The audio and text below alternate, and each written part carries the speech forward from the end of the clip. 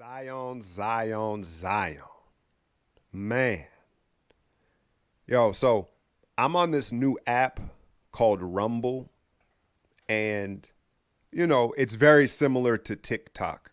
But I think that the difference is I know myself being a 36-year-old man with kids, I don't exactly want to be like, hey, come find me on TikTok. I'm on TikTok. It just seems kind of for kids and teenagers. And so Rumble's the same concept, except it is a little more mature. And go ahead and search me up, Athletic Alchemy, on Rumble. That's with no E at the end, RUMBL.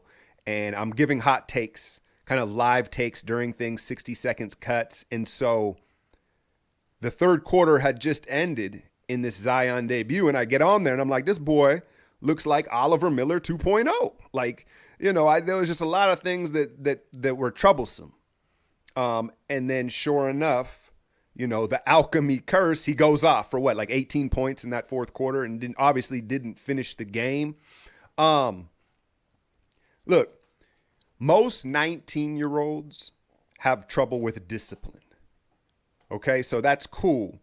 But I think it's pretty clear. You take a look at his body composition right now and the shape that he's in, he has trouble with discipline. Now, I'm assuming he's showing up and doing the workouts, so that leaves open the area of nutrition and diet.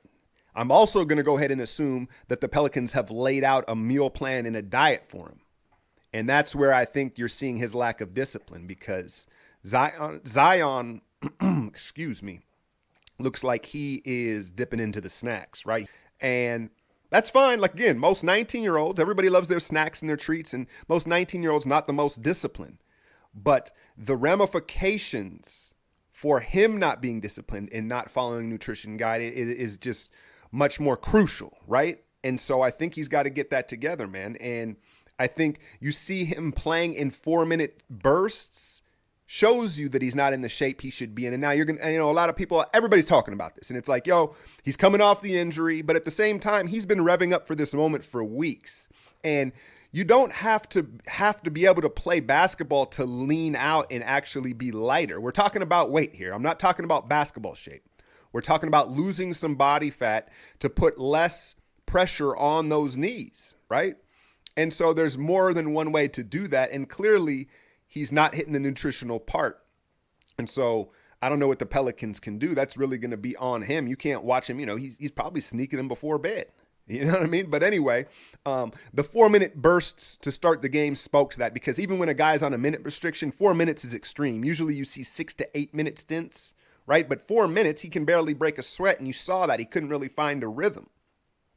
Defensively, I don't think he made one rotation. Right. And again, you can chalk this up to maybe not being in game shape, but you would think with his athleticism that he could be a plus defender. I'm not so sure. The thing with the Spurs, I think it was a good matchup for him because they didn't really test him in pick and roll, right? The Spurs don't really do that. And so when he's playing a pick and roll centric offense, we're really going to see him out in space and seeing him have to drop and defend that. And he may be exposed, but he's young. He's going to have to learn. As far as the shot goes, it kind of makes sense. It kind of makes sense, right? Because during this rehabilitation process, besides eating, what else has he probably been doing? Sitting there and shooting that set shot.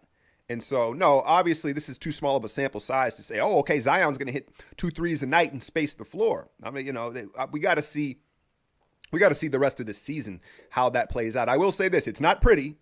I don't even think he bends his knees. But the thing is, it's compact. It's a compact push set shot. And it looks like something that he can repeatedly do with the same consistent form. That's the key. He doesn't really need to use his legs. He's such a big boy. And you see a lot of big men with that set shot, right? And so that's fine if he can replicate that. But more importantly, the confidence to take it. San Antonio dropped into that zone. He was like, all right, bet. Right? I saw a crazy meme this morning. He's already made more threes than Ben Simmons in one quarter. Right? And so that mindset, there's no denying that the kid has the juice and the magic. And 1 or 2 plays from him can elevate the entire arena and his teammates. And that's magical. Right? It's magical. There's no denying it. Luka has the same thing. That sense of the moment, you don't usually see that in young players. So his charisma, it's all there. I think long term, he's just got to stay healthy here. He's going to be on a minute restriction. I think it's very smart for them not to give us that minute restriction. So we're not like, oh, monitoring. Oh, he's at 18 minutes. He's at 20 minutes. Everybody assumes it's around 20 minutes. But shit, the way Gentry was playing him 4, 4, and 4, it looked like it was more around 15 or 16 minutes. But they're smart to not let it out now. Everybody was disappointed that he didn't let him keep rolling there. And hell, the Pelicans probably could have won that game. They are still fighting for that 8th seed. But you have to keep the big picture in mind. And you saw when he went out, the stadium deflated, the air went out of the stadium, and they lost their momentum. But the big picture is, if he is on a minute restriction, we don't know what it is. Zion knows what it is. Everybody on the team internally knows what it is. If game 1, you go ahead and break that minute restriction, then there's no going back from there, right? It's all off. Then he's going to campaign to play more and more minutes each game. And so you couldn't game 1 break what they had set for these like 40 games here. So I understand that. But I do also question, like, look, man, it's funny how, to me, how God kind of balances the universe out, right? Because no man has it all. Every man has a weakness. And Zion, you see this, I'll compare it to Shaq. Some of these guys that are freak athletes with God-given just size and ability to move and all this stuff, right? That doesn't necessarily come along with the gift of discipline and work ethic. And so that might just be the give and the take with Zion. We've seen it plenty of times before, and that's just the way of balancing out the universe. He can't have it all. He's got to have a weakness, and that might just be it. And so I wonder long term, obviously you just want him to be healthy. You watch his gait up and down the court. He still has that. It's just there's a big limp when he moves. It doesn't look great, but then he bursts and he leaps and he makes these quick burst movements, and you're like, my God, right? So you kind of question what your eyes are telling you. But I do wonder if long term, again, if this is just the give and the take with Zion, because of his muscle mass, because of his explosiveness, is he always going to be kind of like a designated hitter, a guy that comes in and bursts and gives you these explosions? But will he ever get into the type of condition to play 37, 38 minutes and carry a team for an entire game? I don't know if that's ever possible. He might just be a burst player, a guy who in 5-6 minute stretches just takes the top off the stadium and gets your team going and is an energy guy, right?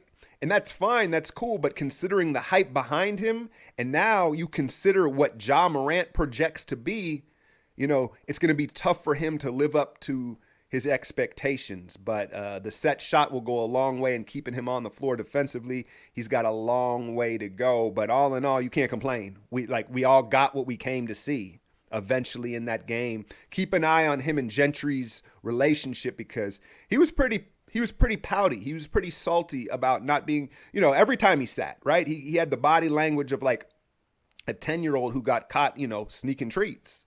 And so keep an eye on that relationship. Gentry's kind of on the hot seat. He needs to make this playoff push. But I don't think the Pelicans have what it takes to make that 8th seed, because you look at Jackson Hayes, Nicole Alexander, and even Ingram. Ingram is, he may be all right on ball as a defender, but his weak side defense, his team defense, their team defense overall, I don't think is good enough for them to defend at long enough stretches of time to win enough games to make that 8th seed. Now, do I think San Antonio is going to get there? That's the smart money, because what is it, a 22-year streak to make the playoffs? So yeah, San Antonio is going to compete, but I'll tell you what, if this young Memphis team stays healthy, I think they retain and hold on to that 8th seed, because it seems sustainable, right? It's not like they're going through some hot streak.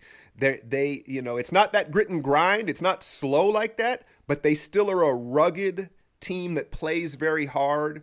And you got guys, it just seems sustainable. So I think Memphis might hold on to that 8th seed, but the Pelicans, I don't think they have it. Lonzo, I almost forgot. I want to shout out Lonzo Ball, man, because he's becoming a two-way player. I've never seen him that aggressive offensively, in particular going to the basket. Laker fans, you remember he would drive to the basket and pass up layups, turn and try to kick it out. And now he's seeking contact, he's finishing, and then the three ball's coming along. And defensively, day one, the minute he stepped on an NBA court, he was a good defender. So you're looking at a two-way player. him and Ingram, man, I brought it up before, but like, we'll see how this AD thing pans out. But the Pelicans, I think, did quite well in that trade. I've been winning so long, it's like alchemy.